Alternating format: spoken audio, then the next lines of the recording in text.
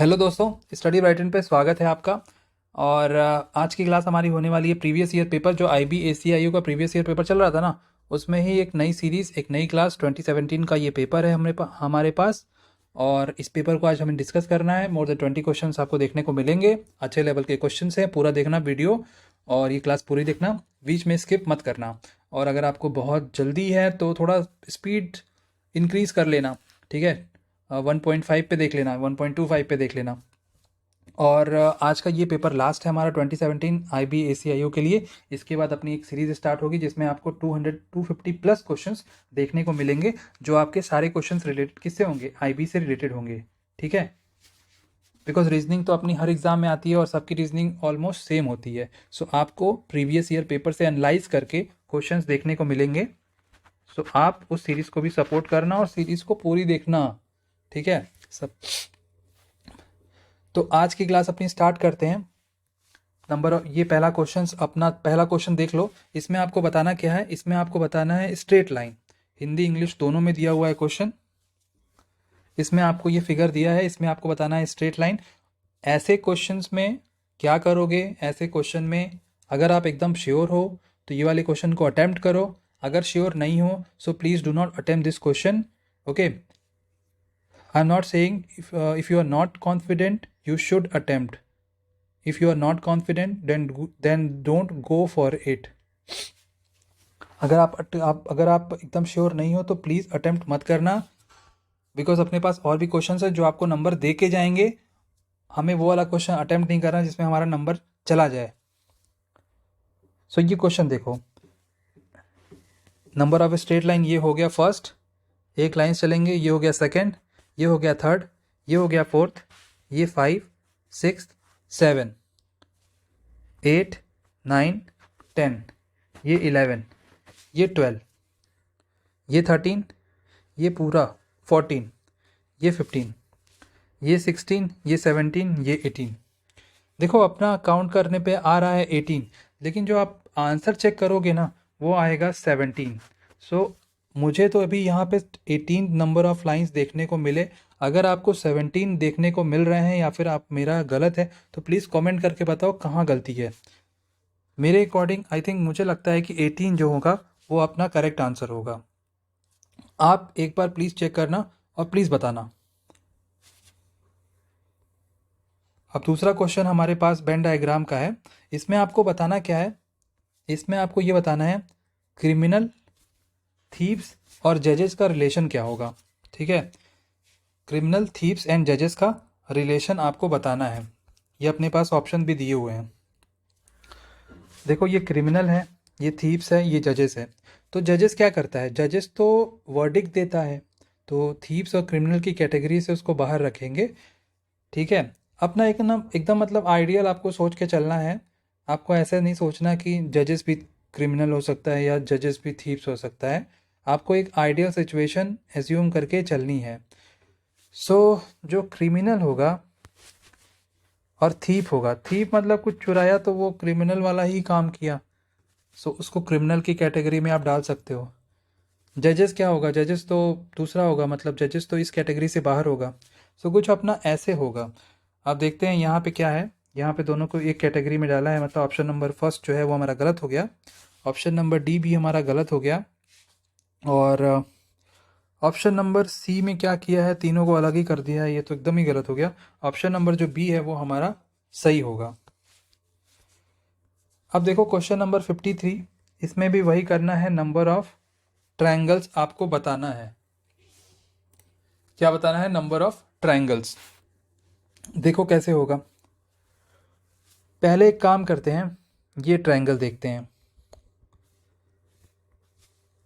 ये वाला ट्रायंगल। अब देखो ट्रायंगल जब ऐसे रहे ना तो क्या करना है, 1 2 दोनों को ऐड कर दो, 3 नंबर ऑफ ट्रायंगल काउंट कर लो। देखो ये छोटा वाला ट्रायंगल, फिर ये और फिर ये बड़ा वाला ट्रायंगल, कितना आया, टोटल ट्रायंगल 3 आया। और 1 + 2 करने पे भी 3 आ रहा, तो मतलब हमारा जो लॉजिक है वो सही है। तो उससे हो गया मतलब 3 ट्रायंगल। अब आप ये देखो, यहाँ से भी कितना आया, 3 ट्रायंगल आया। अभी एकदम बड़ा बड़ा ट्रायंगल देख रहे हैं। फिर ये देख लो, यहाँ से भी कितना आया, 3 ट्रायंगल आया। फिर ये वाला देख लो, यहाँ से भी कितना आया, 3 ट्रायंगल आया। मतलब अपने पास 3 इंटू 4 टोटल हो गया 12 ट्रायंगल्स। अब क्या करें,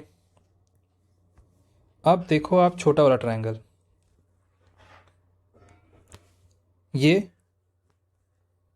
ये मतलब 3 प्लस 3 12 प्लस 3 12 प्लस 3 प्लस 3, ये हो गया आपका 18। कितना हो गया, 18। अच्छा, ये अपना 18 आ गया।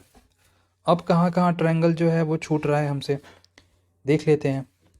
ये 1 2 3 4, मतलब 18 प्लस 4 कर दो, कितना आया, 22 आ गया। मतलब 18 नहीं होगा, 20 नहीं होगा, 24 होगा या 27 होगा, दोनों में से कोई एक होगा। अब 22 है। अब क्या हो सकता है,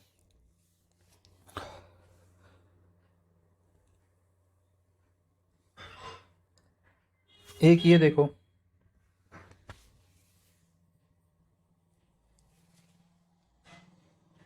और एक कह सकते हो ये वाला, ठीक है। तो ये 2 ट्रायंगल यहाँ से बन रहे हैं, मतलब 22 प्लस 2 24। टोटल जो आंसर होगा हमारा, जो करेक्ट आंसर होगा वो होगा 24 is the right one, is the right answer, ठीक है। और इस क्वेश्चन में भी कंफ्यूजन था। If you are sure then please go for it, go ahead and attempt this question. If you are not sure then please, और आपके पास questions बहुत हैं अटेम्प्ट करने को। अगर आप एकदम श्योर हो अटेम्प्ट करना, नहीं श्योर हो तो प्लीज़ क्वेश्चन हमें आंसर, हमें मतलब क्वेश्चन के चक्कर में अपना नंबर नहीं गंवाना। क्वेश्चन नंबर 54 देखो। क्वेश्चन नंबर 54 क्या कह रहा है, आपका देखो, ऑल मशीन्स क्या लिखा है, ऑल मशीन्स आर नॉइसी, सभी मशीनें शोर मचाती हैं। सब मशीनें आर नॉइसी, कुछ मशीनें शोर मचाती हैं। नो मशीन्स आर नॉइसी, कोई भी मशीन शोर नहीं मचाती। सब मशीन्स आर नॉट नॉइसी, कुछ मशीनें शोर नहीं मचाती। सो इसमें आपको पिक करना है और ये बताना है कि इसमें जो ये स्टेटमेंट लिखा हुआ है इसमें कौन सा स्टेटमेंट ट्रू नहीं है। मतलब दोनों का दोनों, दो आपको मतलब दो स्टेटमेंट पिक करना है और दोनों ही गलत हो, मतलब गलत होने चाहिए, not true, it can not be true. So देखो यहाँ पे लिखा है ऑल मशीन्स आर नॉइसी। अच्छा, ऑल मशीन्स को नॉइसी कर दिया। फिर लिखा है सम मशीन्स आर नॉइसी। फिर लिखा है नो मशीन्स आर नॉइसी। फिर लिखा है सम मशीन्स आर नॉट नॉइसी। मतलब यही दोनों स्टेटमेंट में आपको यही 4 स्टेटमेंट देखना है और इसमें बताना है कौन सा स्टेटमेंट करेक्ट नहीं है, फॉल्स है। अगर ऐसा देखें वेन डायग्राम के according, all machines are noisy, so सारी की सारी मशीन्स को नॉइसी बना दो। फिर लिखा है सम मशीन्स आर नॉइसी। फिर लिखा है नो मशीन मेक नॉइस।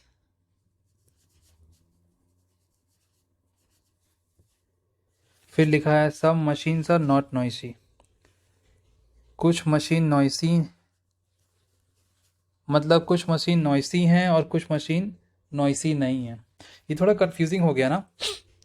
देखो कंफ्यूजिंग क्यों हुआ, बिकॉज इसमें कौन सा पिक करें कौन सा पिक ना करें, थोड़ा कंफ्यूजिंग हो गया ये क्वेश्चन। तो इस कंफ्यूजन को थोड़ा क्लियर करते हैं। फिर से पढ़ो, क्या क्या करना है इसमें, 2 स्टेटमेंट पिक करना है। 2 स्टेटमेंट में आपको जो भी स्टेटमेंट गलत है वो आपको यहाँ से पिक करके वही होगा हमारा राइट आंसर। क्या लिखा है, पहला लिखा है ऑल मशीन्स मेक नॉइस, सारी मशीनें शोर मचाती हैं। और सब मशीन्स आर नॉइसी, दूसरे में है सब मशीन्स आर नॉइसी। तीसरे में है नो मशीन्स मेक नॉइस। और फोर्थ में है सब machines are not noisy. Option number A देखो, ऑप्शन नंबर ए क्या है, ऑल मशीन मेक नॉइस, सब machine make noise. All machine make noise, सब मशीन मेक नॉइस, कुछ क्लियर नहीं हुआ। पहला कह रहा है कि सारी मशीनें शोर मचाती हैं, फिर कह रहा है कि सब मशीन्स, कुछ मशीनें शोर मचाती हैं। थर्ड एंड फोर्थ देखो, कोई भी मशीन शोर नहीं मचाती, नो मशीन मेक नॉइस, कोई भी मशीनें शोर नहीं मचाती।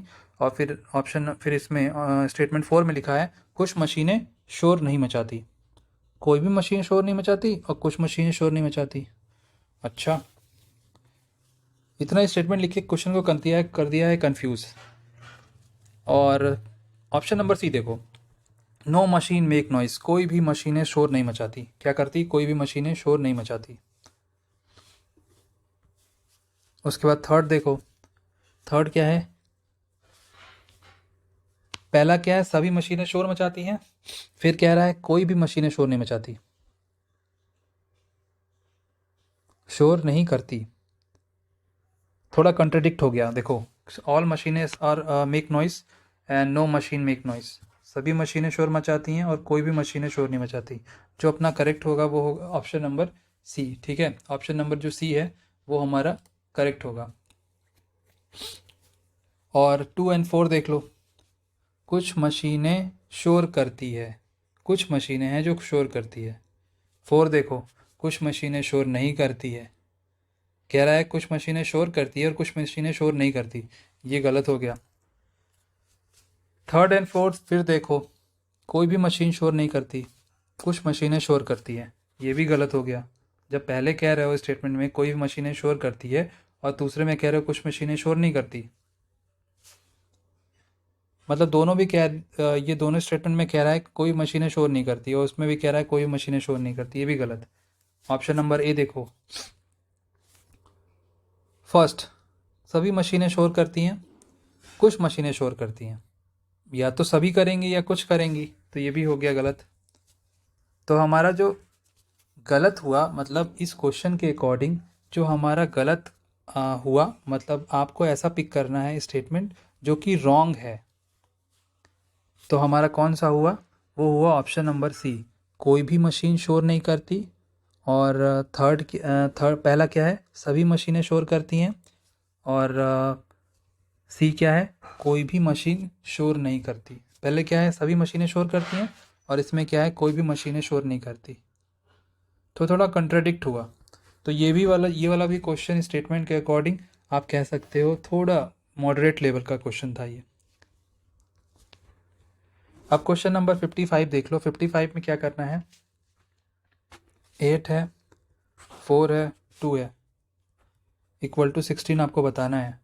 ऑप्शन नंबर ए देखो, प्लस एंड मल्टीप्लाई, ये तो आ जाएगा, तो अपना पहला ही ऑप्शन करेक्ट हो गया। मतलब दूसरा ऑप्शन चेक करने की ज़रूरत भी नहीं मिल पड़ी, पहला ही ऑप्शन हमने पिक किया और वो करेक्ट हो गया। अब देखो क्वेश्चन नंबर 56 क्या कह रहा है, 84 इंटू 13, 8 है, 37 इंटू 13 क्या है, 6 है, 26 इंटू 11 क्या है, 6 है, 56 इंटू 22 आपको बताना है क्या होगा, what will be the right answer. अब देखो 84 को आपने मल्टीप्लाई किया किससे, 84 को आपने मल्टीप्लाई किया 13 से, हो गया कितना आपका 8, कैसे, 8 प्लस 4 12, बताओ कैसे होगा, 8 प्लस 4 क्या होगा, 8 प्लस 4 होगा 12, और 1 प्लस 3 क्या होगा, 1 प्लस 3 होगा 4। दोनों को अगर माइनस करते हैं, मल्टीप्लाई को आप ले आओ माइनस में, ठीक है, 12 माइनस 4 8 हो गया। अच्छा, ये एक लॉजिक हुआ। अब देखते हैं 37 इंटू 13 में ये लॉजिक अप्लाई होगा या नहीं होगा। 37 इंटू 13, 7 प्लस 3 10, इंटू क्या करना था, माइनस में ले आओ, और 1 इंटू 3 है, मतलब 1 इंटू 3 नहीं है, 13 है, 13 क्या करो 1 प्लस 3 कर लो, कितना हो गया 4 हो गया, 10 माइनस 4 कितना हुआ 6 हो गया। अब ये वाला 26 into 11 equal to 6, 6 plus 2 8, 1 plus 1 2, मतलब हमारा लॉजिक बिल्कुल करेक्ट है। अब देख लो रियल आंसर क्या होगा, 5 प्लस 6 11, 11 माइनस 2, 11 माइनस 2 बताओ 7 होगा कि नहीं होगा। करेक्ट आंसर क्या होगा, करेक्ट आंसर होगा हमारा 7।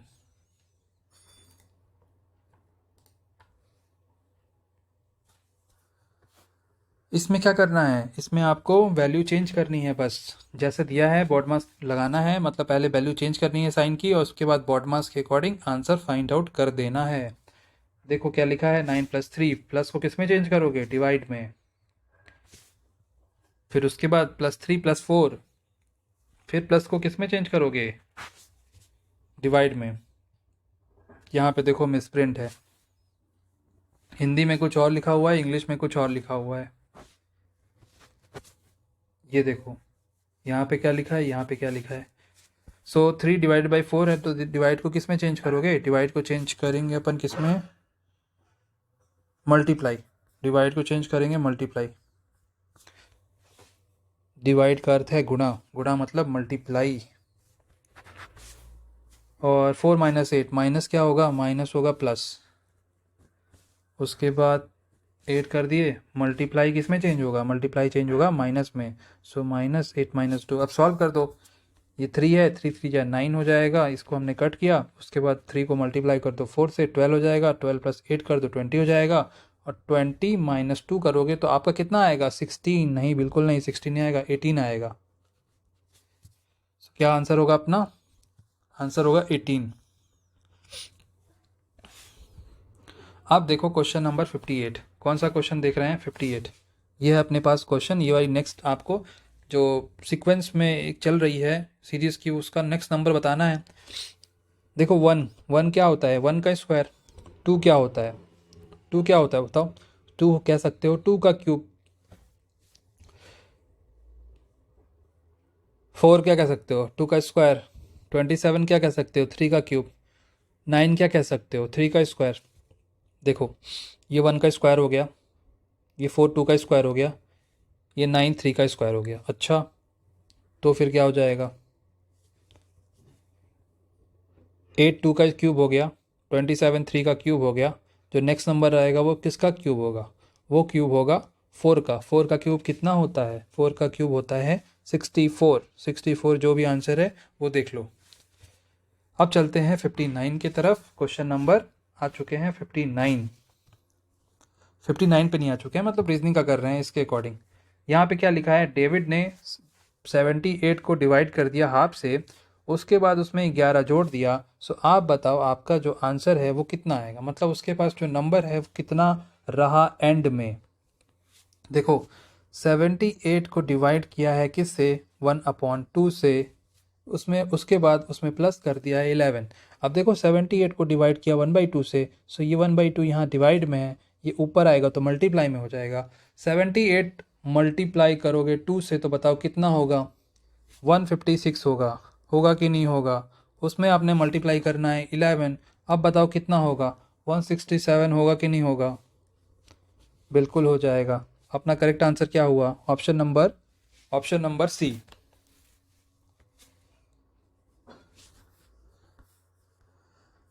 ये अपने पास है क्वेश्चन नंबर 60। एक नॉकआउट फुटबॉल कंपटीशन है जिसमें 23 टीम पार्टिसिपेट कर रही है और आपको बताना है what was the number of matches they need to play to decide the winner. So देखो ये नॉकआउट फुटबॉल कंपटीशन है। नॉकआउट फुटबॉल कंपटीशन में क्या होता है, आपको एक गेम खेलने का मौका मिला, आप नहीं खेल पाए तो आउट। सो 23 टीम है, मतलब n की वैल्यू 23 है। एक गेम हारे तो आप चले गए बाहर, तो क्या होगा, n - 1 कर दो, मतलब 23 - 1 कर दो। अपना आंसर क्या आएगा, 22 आएगा। सो 22 will be the right answer. Question number 61 में पूछा है, eight 5:30 in the evening the smaller angle between hour and minute hand। मतलब बेसिकली एंगल पूछा है, क्या पूछा है, एंगल पूछा है, स्मॉलर एंगल। एंगल का फॉर्मूला क्या होता है क्लॉक में, वो होता है आपका 30h - 11/2m। अब इस वाले फॉर्मूला में 5 ये वाली वैल्यू पुट करो, h की जगह पे 5, m की जगह पे 30, कितना होगा, ये आपका होगा 150 - 11, उसके बाद 30 है तो ये हो जाएगा 15 15 इंटू 11 कितना होगा? 15 को 10 से मल्टीप्लाई किए 150 और फिर 165 होगा। तो मतलब कितना आया आपके पास? आपके पास आया -15। यहाँ पे बार लगा देंगे तो आपका आएगा 15 डिग्री अपना आंसर होगा, मतलब ऑप्शन नंबर सी। अब ये देखो 62 क्वेश्चन नंबर जो हमारे सामने है, ये वाला क्वेश्चन, इसमें क्या लिखा है? बी ए, फिर आपको फिल इन द ब्लैंक्स, फिर बी ए, यहाँ पे लिखा है B C, B A C, यहाँ पे fill in the blanks A C, यहाँ पे फिल इन द फिर उसके बाद B, fill in the blanks, then B A C. मतलब अपना जो लॉजिक चल रहा है वो क्या चल रहा है? वो बी ए सी के ऊपर चल रहा है। यहाँ पे है बी ए, यहाँ सी लगा दो, यहाँ पे बी ए सी लगा दो, यहाँ पे बी ए सी है ही, उसके बाद ये बी ए सी लगा दो, ये फिर ए लगा दो। तो अपना करेक्ट आंसर क्या हुआ? सी सी B A, C C B A, मतलब option number C. Question number 63 देखो। 63 क्या है? एक हमारे पास एंगल्स है रेशियो के फॉर्म में, रेशियो के फॉर्म में एंगल्स है 2:3:4। अब ये कह रहा है what kind of triangle is the given triangle. ये कौन सा हुआ? मतलब ये जो ट्रायंगल है कौन सा, ये जो एंगल्स है किस ट्रायंगल के एंगल्स हैं? What kind of triangle is that? देखो 2:3:4 है। ट्रायंगल में एंगल सम प्रॉपर्टी के अकॉर्डिंग कितने नंबर, टोटल एंगल कितना होता है? वो होता है 180। यहाँ कितना लिखा है? 4:3:2। सब में पहले x से मल्टीप्लाई कर दो, करना है तो कंपटीशन के अकॉर्डिंग मत करो, जल्दी लगाना है हमें। क्या करोगे? 4 + 3 + 2 कितना? ये हो गया 9। 9 की वैल्यू कितनी? 180। 1 की वैल्यू कितनी? 20 डिग्री। या क्या पूछा है हमसे? What kind of triangle. So 20 को सब में मल्टीप्लाई करो, कितना होगा? 80 होगा। पहला इससे मल्टीप्लाई किए 80 हुआ, इससे मल्टीप्लाई किए 60 हुआ, इससे मल्टीप्लाई किए कितना हुआ? इससे मल्टीप्लाई किए तो हो जाएगा 20 × 2 40। ये कौन सा ट्रायंगल है? सारे जो एंगल्स हैं वो कौन से हैं? वो है एक्यूट, 90 से कम है। सो कौन सा आंसर होगा? आंसर होगा option number D. Option number जो डी है वो हमारा करेक्ट आंसर होगा। अब देखो ये वाला क्वेश्चन, क्वेश्चन नंबर 64। 64 क्वेश्चन क्या, एक मिनट, 64 क्वेश्चन क्या है हमारे पास? आपको इसमें ये डायरेक्शन का क्वेश्चन है, डिस्टेंस एंड डायरेक्शन का। आराम से पढ़ो और क्वेश्चन का आंसर दो। दो हाउस है ए बी। क्या है? दो हाउस है ए बी, एक दूसरे के फेस करके है, मतलब दोनों का जो गेट आएगा वो एक दूसरे के सामने है, फ्रंट में है, रोड में, north south, on the road going north south. अच्छा, मतलब रोड नॉर्थ साउथ पे नहीं है, ऐसे है। देखो ये नॉर्थ साउथ है, ये नॉर्थ हो गया, साउथ हो गया, घर यहाँ पे है, नॉर्थ साउथ रोड पे, ठीक है। A is being on the western side.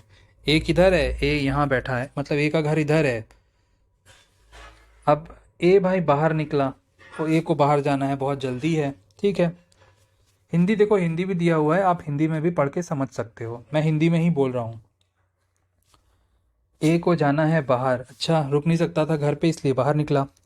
उसके बाद टर्न्स लेफ्ट, बाहर निकला तुरंत चलने भी लगा लेफ्ट की तरफ, मतलब तुरंत लेफ्ट ले लिया। मतलब यहाँ से बाहर निकला, देख रहे हो, यहाँ से बाहर निकला और तुरंत लेफ्ट पकड़ लिया। लेफ्ट पकड़ लिया, 5 किलोमीटर गया, चलो इसको मान लेते हैं 5 किलोमीटर। उसके बाद वहाँ से टर्न ले लिया, किधर? राइट ले लिया टर्न। उसके बाद राइट ले लिया टर्न, फिर उसके बाद travel 5 kilometre to the front of D's house. अच्छा, यहाँ पाँच, मतलब यहाँ पे 5 किलोमीटर चला और डी के सामने पहुँच गया, मतलब डी का जो घर है वो इधर ही कहीं होगा।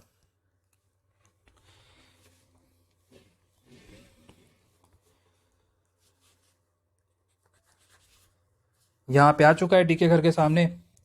उसके बाद जो बी है वो भी अपने घर से बाहर निकला, वो भी अपने घर से बाहर निकला और वो भी चलने लगा, तो वो भी चलेगा।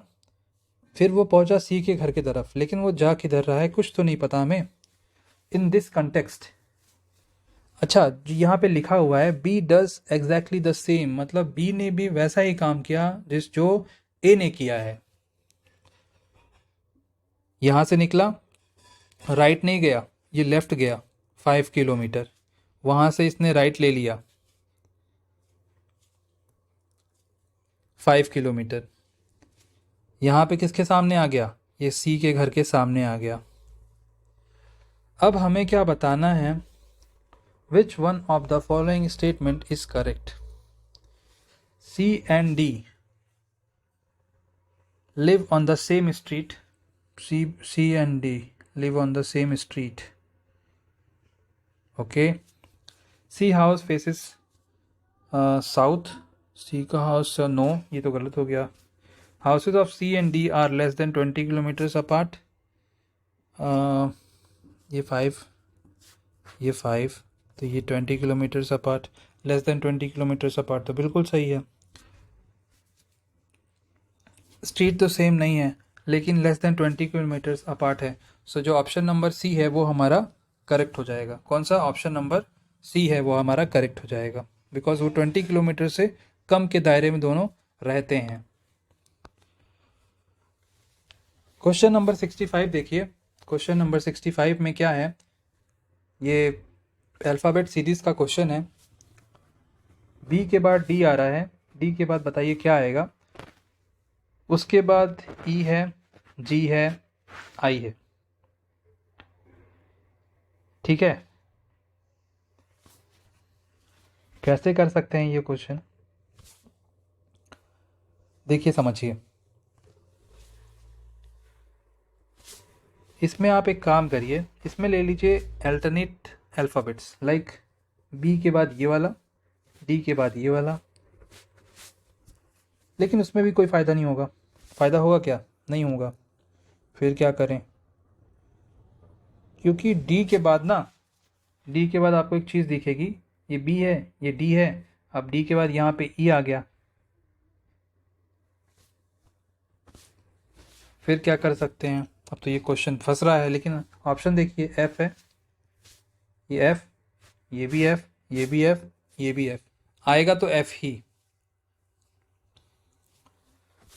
ये 9 है, 9 से -2 किए 7 पे आए, 7 से -2 किए 5 पे आए। अब 5 से अगर -2 करेंगे तब तो नहीं आएगा, फिर कैसे होगा, बताइए बताइए फिर कैसे होगा। वीडियो को पॉज करिए और सोचिए। देखो ये क्वेश्चन आप अगर कर चुके हो तो तो समझना, इस क्वेश्चन में है मिसप्रिंट। मिसप्रिंट कैसे है, आपने अभी वीडियो पॉज करके किया होगा और आपको भी समझ में नहीं आ रहा होगा, बिकॉज इस क्वेश्चन में मिसप्रिंट है। मिसप्रिंट क्या है, आइए देखते हैं मिसप्रिंट क्या है। देखो यहाँ पे क्या लिखा है, यहाँ पे लिखा है EJ O, बिल्कुल यहाँ EGO नहीं होगा, HKN है, और यहाँ पे लिखा है JMP, और फिर INS की जगह होगा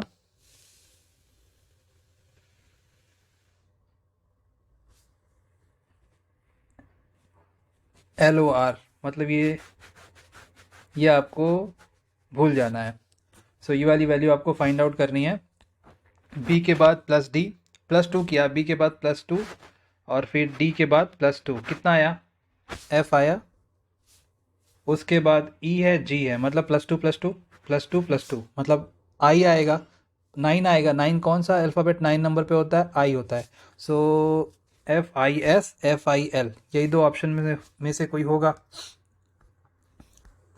क्या होगा, ये H है, ये J है, मतलब H होता है 8वें नंबर पे और J होता है 10वें नंबर पे। 8 + 2 10 + 2, 10 + 2 मतलब 12, 12 पे कौन सा अल्फ़ाबेट होता है, 12 पे होता है L। तो अपना करेक्ट आंसर क्या हुआ, करेक्ट आंसर हुआ option number D. Question number 66 देखिए, यहाँ भी देखिए मिसप्रिंट हो जाते हैं, सो इसको इग्नोर करना है, ये आपको एक्चुअल एग्जाम में नहीं मिलेगा। यहाँ पे देखो लिखा है H, यहाँ पे लिखा है G, यहाँ पे लिखा है V, TFREP, ये वाली वैल्यू आपको फाइंड आउट करनी है, अल्फ़ाबेट कौन सा होगा। अल्टरनेट अल्फ़ाबेट देखो, H के बाद G, 8 के बाद 7, 7 के बाद 6, समझ रहे हो, F होता है 6वें नंबर पे, और फिर 5, 5 के बाद ये कौन सा आएगा, 5 के बाद आएगा 4, 4 मतलब डी, मतलब जो पहला पहला अल्फ़ाबेट होगा वो होगा डी। पहला अल्फ़ाबेट कौन सा होगा, डी होगा। तो ऑप्शन नंबर ए तो नहीं होगा, ये तो नहीं होगा, और ये भी नहीं होगा, ऑप्शन नंबर 4 भी नहीं होगा। करेक्ट क्या होगा, करेक्ट होगा अपना ऑप्शन नंबर बी। अगर आप दूसरा अल्फ़ाबेट भी फाइंड आउट करना चाहते हो सो कर लेते हैं। ये देखो है वी, वी होता है 22, टी होता है 20 नंबर, आर होता है 18 नंबर, और पी होता है 16। देन कितना आएगा, 14 आएगा। 14 पे कौन सा अल्फ़ाबेट लाई करता है, वो होता है एन। करेक्ट आंसर क्या हुआ, करेक्ट आंसर हुआ डी, एन। अब यहाँ भी देखो एक मिस प्रिंट देखने को मिला हमें क्वेश्चन नंबर 67 में।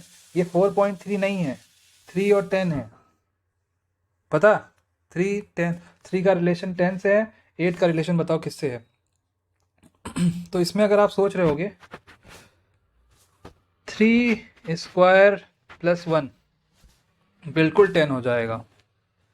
8 स्क्वायर प्लस 1 कितना हुआ, 65। 65 कहीं पे आपको ऑप्शन में दिखा क्या, नहीं दिखा ना, तो ये अपना लॉजिक गलत है। ये अपना लॉजिक क्या हुआ, लॉजिक गलत हो गया। अच्छा अब क्या कर सकते हैं, 3 को लिखो 2 माइनस 1, 2 माइनस 1 का स्क्वायर कितना हो जाएगा, 2 माइनस 1 का स्क्वायर ये हो जाएगा +2। अगर ऐसा किए तो ये तो 3 हो जाएगा। 10 को क्या लिख सकते हैं, 10 को लिख सकते हैं 3 माइनस 1 का स्क्वायर, 3 प्लस 1 का स्क्वायर तो 4 हो जाएगा। नहीं नहीं नहीं, ये 3 प्लस 1 का स्क्वायर मत करो, 2 प्लस 1 का स्क्वायर कितना 3, और ये +1। यहाँ पे देखो 2 माइनस 1 का स्क्वायर है, ये 2 माइनस 1 का स्क्वायर,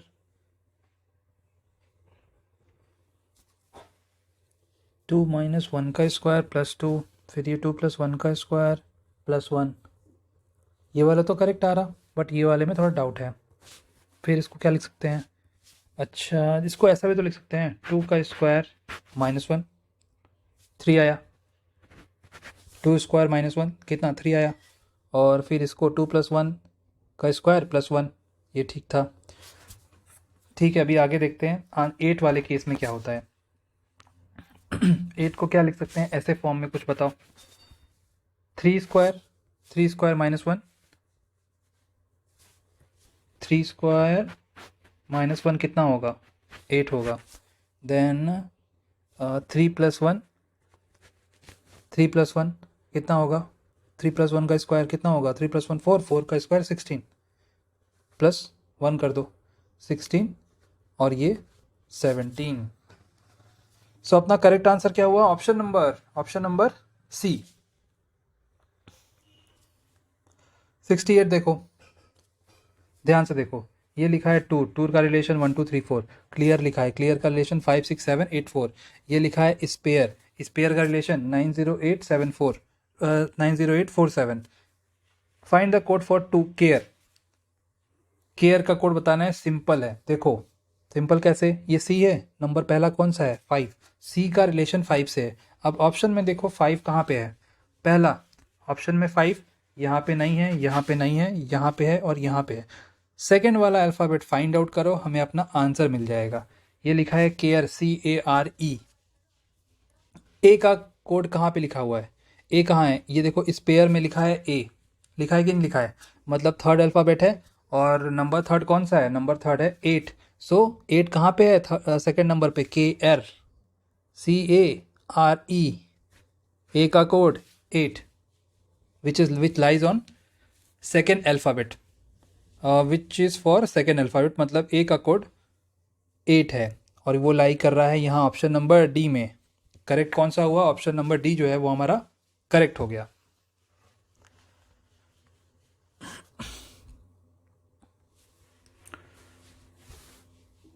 अब देखो क्वेश्चन नंबर 69, कैलेंडर लिखा है, कैलेंडर को कुछ ऐसे लिखा हुआ है CL, मतलब ऐसे देखो, एल कर दिया बीच में, ये वाला ए कर दिया इस साइड, और सी को ऐसे ही रखा, ठीक है।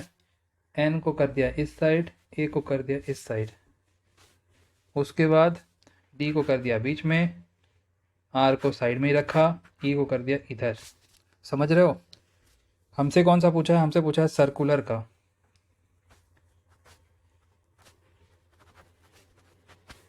ये 3 अल्फ़ाबेट पहले चेक करो।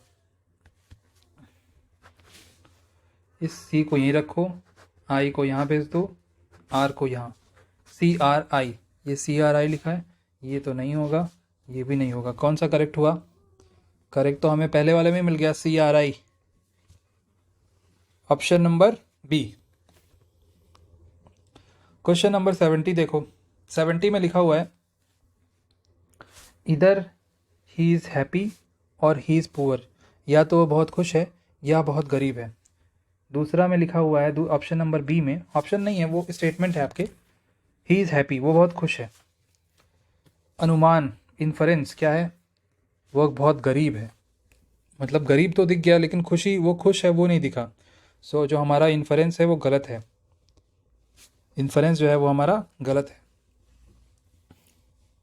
बिकॉज वो हैप्पी है, ही इज़ हैप्पी। दो जगह देखो स्टेटमेंट में हैप्पी हैप्पी दिख नहीं रहा, दिख रहा है ना। क्वेश्चन नंबर 71 देखो, those who are honest are good teachers. अच्छा, जो बहुत ऑनेस्ट हैं वो गुड टीचर्स हैं। Hard working people are honest, hard working people जो हैं वो ऑनेस्ट हैं। Hard work is the necessary quality for of a good teacher, बिल्कुल सही, बिल्कुल सही है।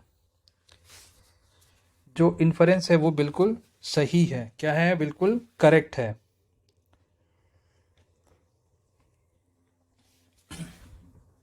अब ये देखो, बहुत कंफ्यूजिंग क्वेश्चन है ये, देखना ना, बहुत कंफ्यूजिंग है। क्या लिखा है, यहाँ से पढ़ते हैं। Only gentleman can become the member of a club. एक कोई क्लब है उसमें जेंटलमैन ही मेंबर बन सकते हैं। Many of the members of officers, many of the members of the club are officers. उस क्लब के बहुत सारे मेंबर्स हैं जो ऑफिसर्स हैं। Some of the officers have been invited for dinner. कुछ ऑफिसर्स जो हैं डिनर के लिए इनवाइट किए गए हैं। सो अब क्या करना है? अब क्या करना है हमें बताना है। ये ऑप्शंस दिए हुए हैं। All the members of the club have been invited for dinner, ऐसा कैसे हो सकता है? हर मेंबर को तो इनवाइट नहीं किया है वो। जेंटलमैन मेंबर बन सकते हैं क्लब के, और जो कुछ मेंबर्स जो हैं उसमें से ऑफिसर्स हैं, एंड सम ऑफिसर्स को डिनर पे बुलाया है। तो क्या all members of the club have been invited for dinner? बिल्कुल नहीं। फिर क्या लिखा है? Some officers are not gentleman, कुछ ऑफिसर्स उसमें से not gentleman. Officers are not gentleman, all officers are gentleman. All gentleman members, all gentleman are members of the club, all gentleman are members of the club. All gentleman मतलब हर gentleman जो है वो members of the club है। अच्छा, सभी सज्जन पुरुष club के सदस्य हैं। Only gentleman can become the member of the club, ये तो लिखा हुआ है। Only gentleman can become member of the club.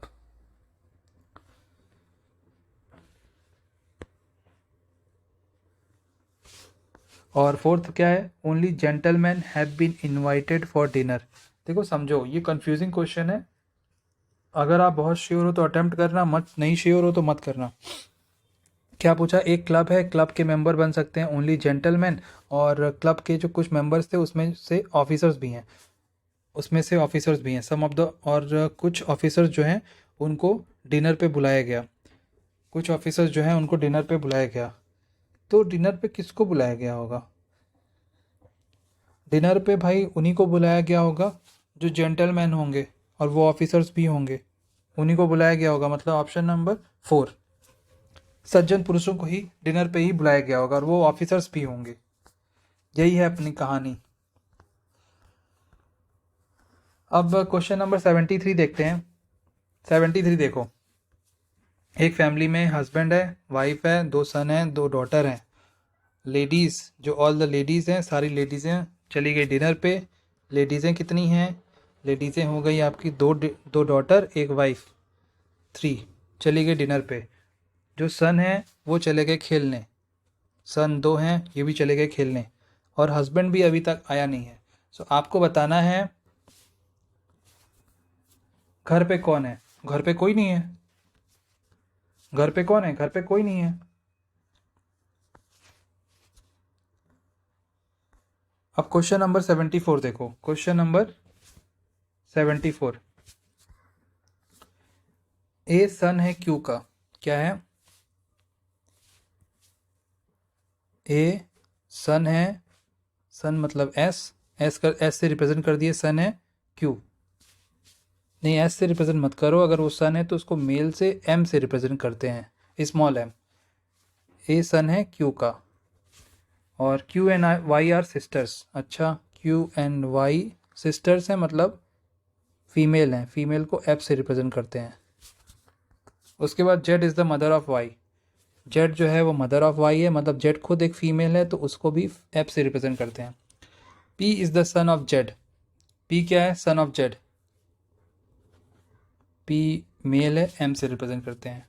Then आपको बताना है इसमें से कौन सा सही होगा। P is the maternal uncle of A. P A का मामा है।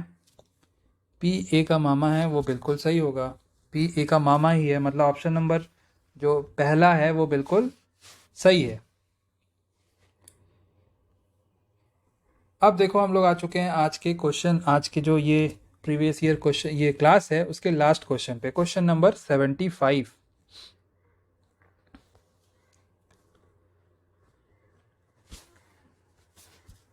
क्वेश्चन नंबर 75 क्या कह रहा है? There are 5 books. 5 बुक है अपने पास। कितनी बुक्स हैं? 5 बुक्स हैं। 5 बुक्स हैं, टेबल पे रखी हुई है। इफ़ ए प्लेस्ड बिलो ई, ये है आपका पजल का क्वेश्चन। जो ए रखी है वो ए के नीचे रखी है। सी जो रखी है वो कहाँ रखी है? डी के नीचे रखी हुई है। नहीं, डी के ऊपर रखी है। बी कहाँ रखी हुई है? बी रखी हुई है ए के नीचे, और ठीक है, अच्छा, ए के नीचे रखी है बिलो ए। एंड डी कहाँ रखी है? डी रखी है ई के ऊपर रखी है। फिर आपको बताना है कौन सी बुक सरफेस को टच कर रही है, मतलब कौन सी बुक नीचे रखी हुई है। तो ये पजल का क्वेश्चन है, आइए बताते हैं कैसे कैसे होगा। पहले से पढ़ना स्टार्ट करते हैं। जो ई के बिलो कौन सी रखी है? ए रखी है। सी रखी है डी के अबव। हमें नहीं पता सी ए और ई में क्या रिलेशन। सी रखी है ए के, सी रखी है डी के अबव। ये कुछ हो गया ऐसा। कितने जन हैं? पहले 5 बुक्स है ना, 1 2 3 4 5 ऐसे। बी जो रखी है वो रखी है ए के बिलो। बी जो रखी है वो रखी है ए के बिलो।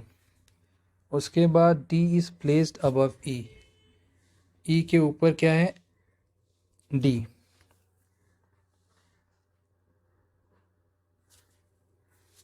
तो ठीक है, अपना तो बन गया B A E and D C, कुछ ऐसा ही बन रहा है। ये बी हो गया सबसे नीचे, देन डी, देन ए, देन ई। आइए इसको बिठा देते हैं अच्छे से। B A E D C. सो ये कुछ अपना बनेगा, और आपका जो करेक्ट आंसर होगा, जो सबसे बिलो बैठा, बिलो बुक रखी हुई है और सरफेस को टच कर रही है, वो कौन सी होगी? वो होगी बी, ऑप्शन नंबर 2। ठीक है।